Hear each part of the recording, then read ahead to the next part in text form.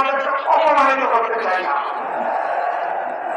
আমরা তোমাদের হাতগুলোকে যোগ্য কারিগরের হাত হিসাবে গড়ে তুলবো ইনশাআল্লাহ।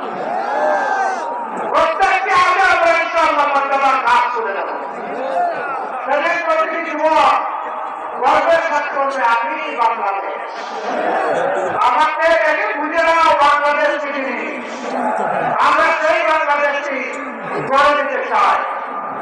আমরা বাংলাদেশের নেতৃত্ব যুবকদের হাতে তুলে দিতে চাই। যুবকরা প্রস্তুত হয়ে যাও। এইভাবে সেদিন ঘটতে উঠেছে।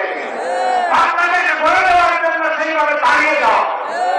আমরা সেই বাংলাদেশ তোমাদের হাতে তুলে দেবো ইনশাআল্লাহ।